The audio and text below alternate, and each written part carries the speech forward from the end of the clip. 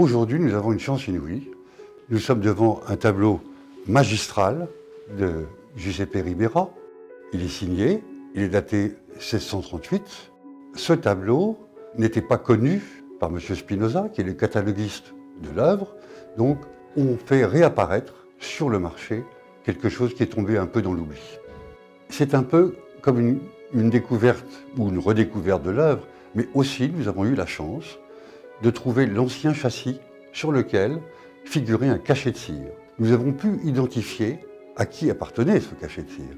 Il s'agit du cardinal Flavio Sighi. Et le fait que ce tableau porte les armes sur l'ancien châssis du cardinal Chigi, ça nous dit quelque chose. Ça nous dit que ce tableau était un tableau de grand prix déjà à l'époque et que c'est un tableau de grand amateur. Giuseppe de Ribera est un artiste qui va développer donc tout au long de sa vie, y compris au début de sa carrière à Rome, une sorte de marque de fabrique qui sont ses apostolados, c'est-à-dire ses apôtres et ses grandes figures de saints à mi-corps.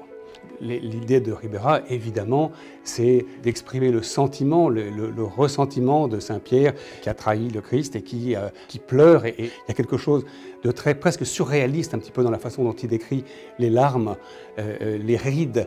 Alors évidemment, la matière aussi, le style de peintre de l'artiste, avec cette matière assez chargée, très écrite, très griffée, en fait, vient accrocher la lumière et c'est ce qui rend le tableau extrêmement présent. En fait, là, il y a quelque chose de tout à fait particulier. Le personnage est calé dans le coin inférieur droit, ce qui fait que ça donne un poids formidable au tableau, et puis ça permet au spectateur non pas d'affronter le sujet de face, mais de le faire rentrer dans le tableau d'une autre façon. D'abord, la toile en elle-même est tout à fait particulière. C'est ce qu'on appelle une toile pavimenteuse, une toile napolitaine, qui est utilisée au début du XVIIe siècle, soit à Rome, soit à Naples. Elle est pavimenteuse parce qu'elle dessine des petits carrés, en fait.